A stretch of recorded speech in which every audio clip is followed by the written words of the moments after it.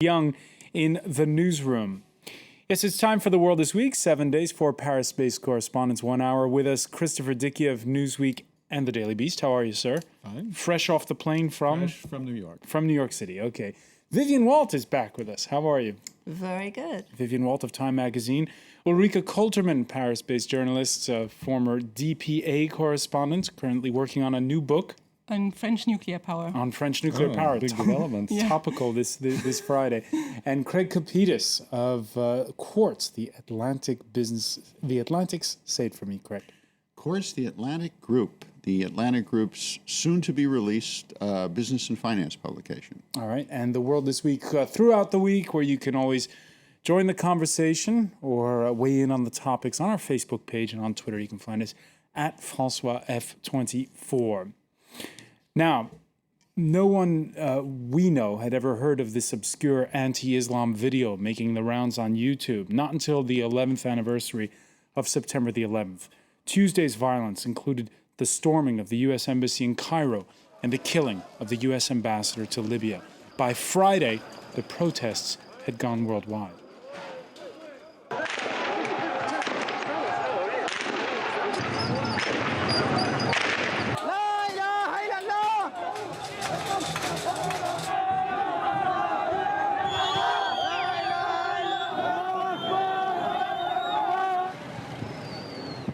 Protests everywhere there, as you can see, from Tunisia to Indonesia.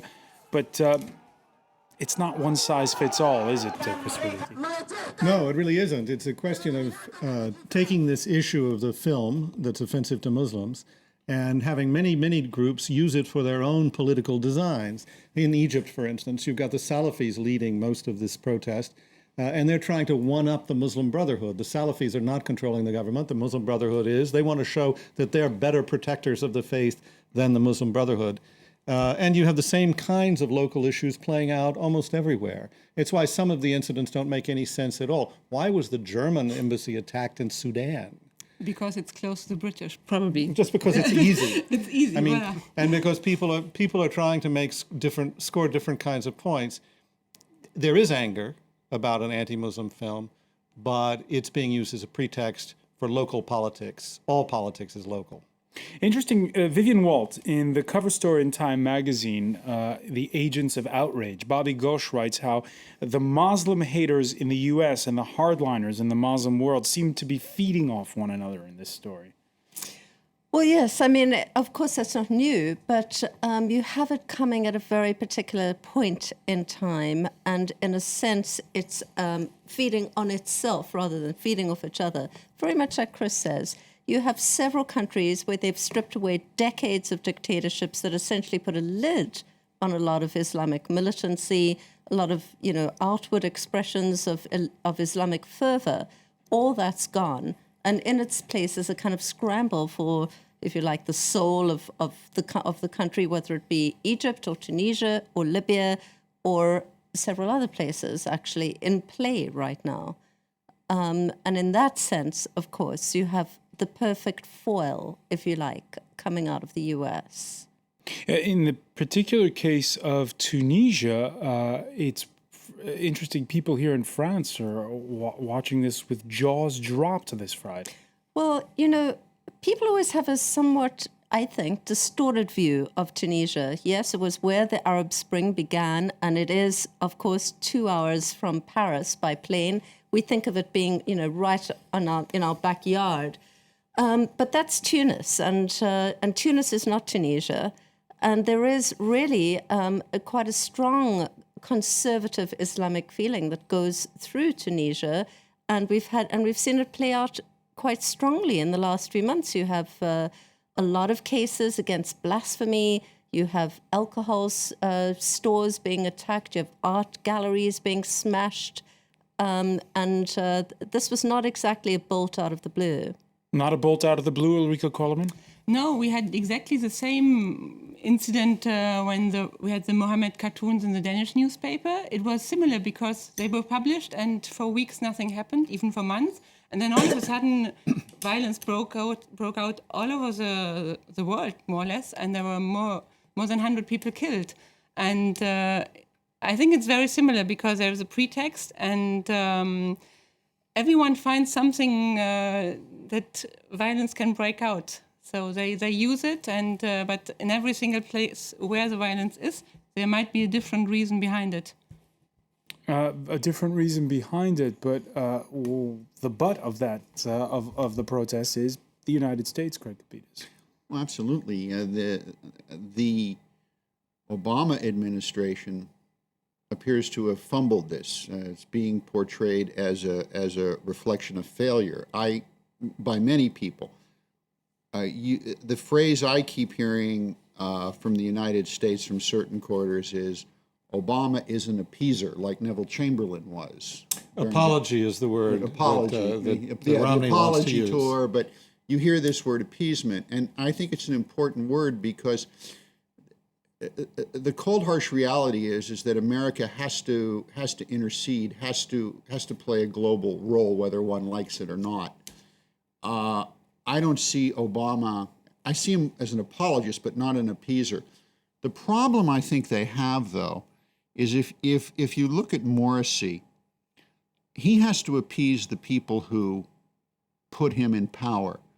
And if you look at all these various groups, as Chris was pointing out, and they are various and they have different agendas, they're mostly uneducated, they're mostly very poor, and for decades under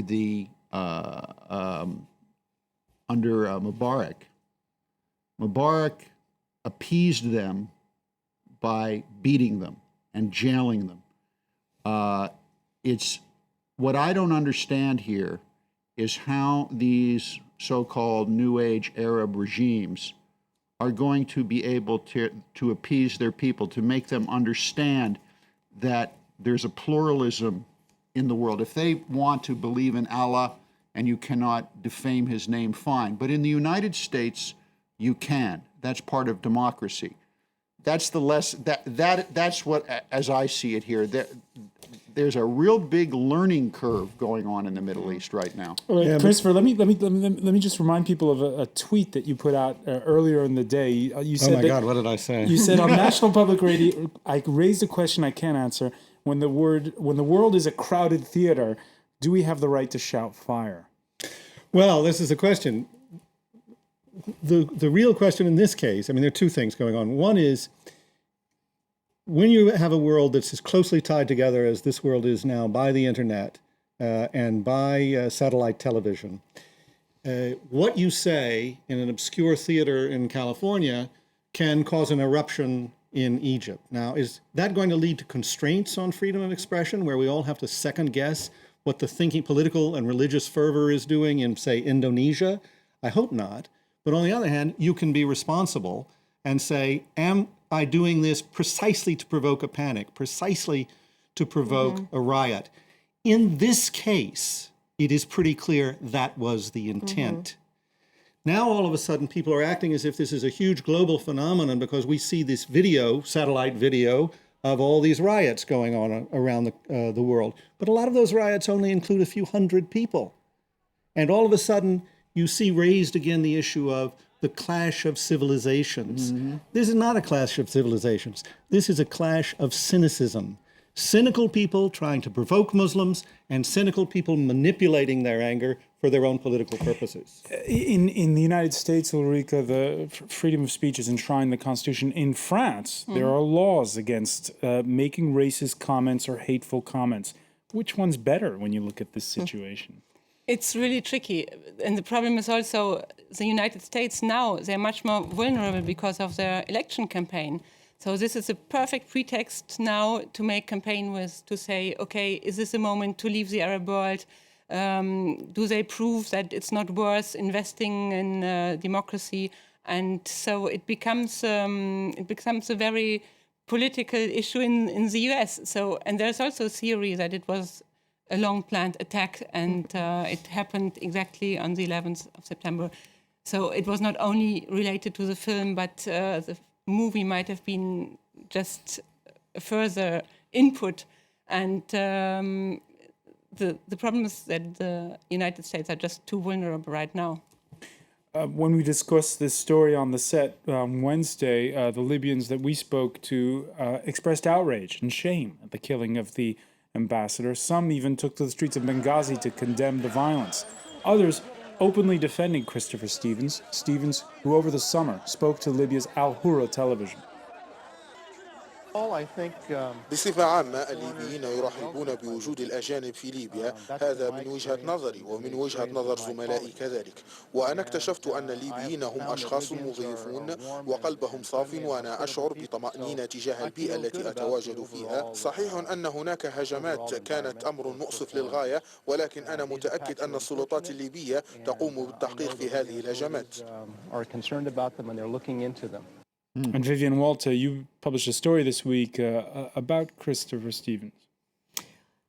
He was one of those rare diplomats, I think fairly rare, in that he was truly passionate about this region.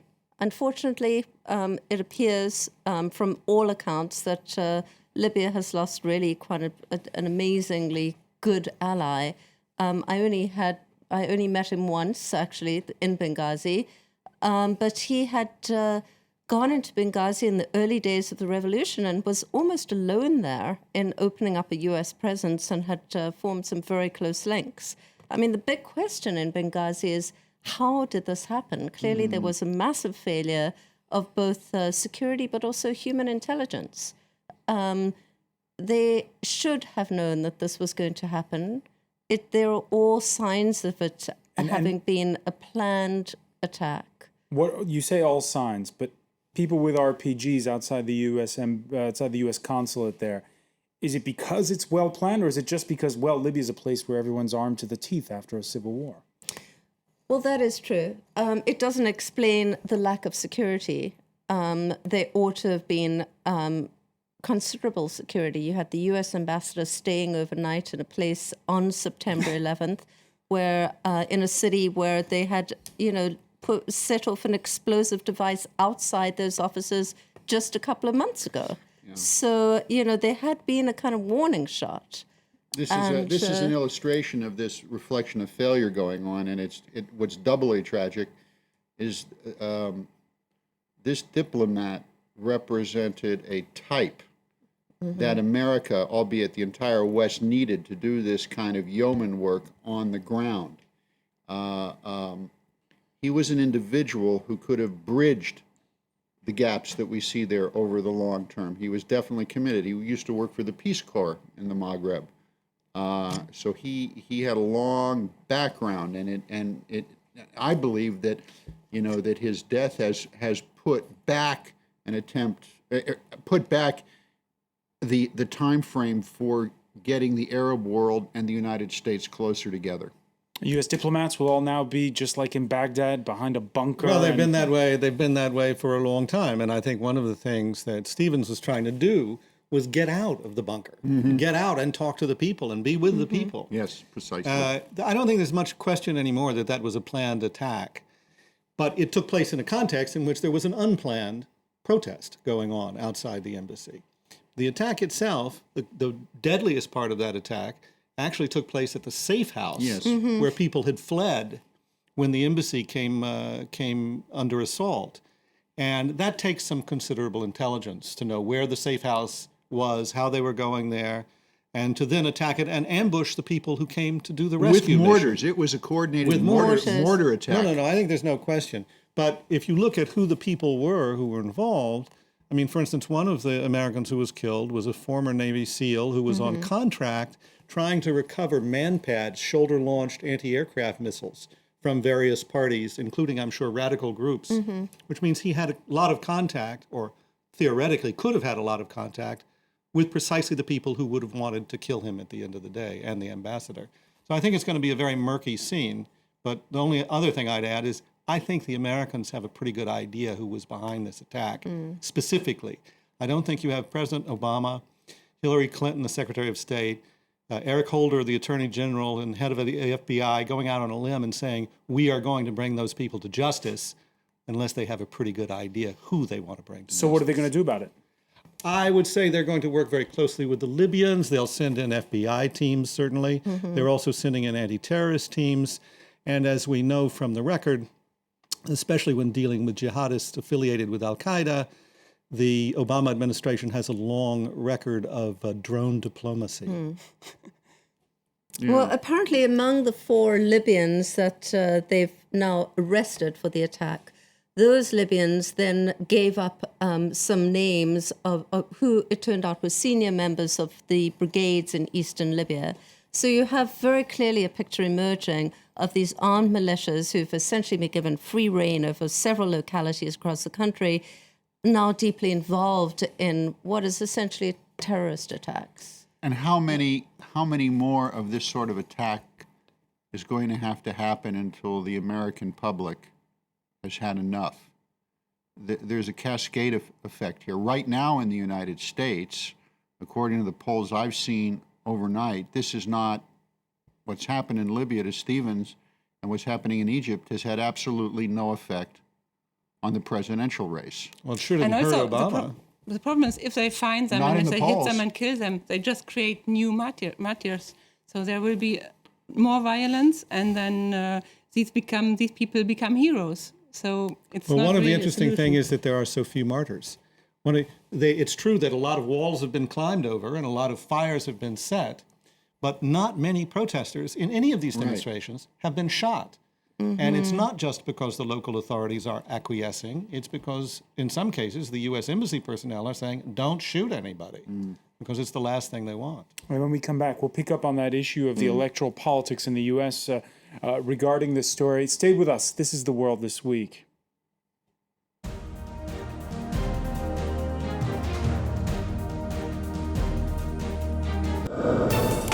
Watch all of France 24 on France24.com. It now features more content and is quicker and easier to use. 24 hours a day, wherever you are, visit our website and catch up on all the latest news. Watch the channel in high definition. Pause live TV and watch programs from the past 24 hours at the click of a button. Find our reports, programs and web documentaries in seconds. All of France 24 in French, English and Arabic on France24.com.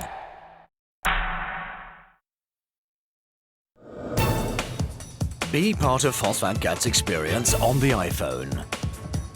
Just download the new application. It's free and simple to install. Send your photos and videos to our editorial team and become our eyes on the ground. And it will keep you up to date on international news in real time. France 24 on the iPhone. More coverage than ever before. News accessible anywhere, anytime, in English, French and Arabic.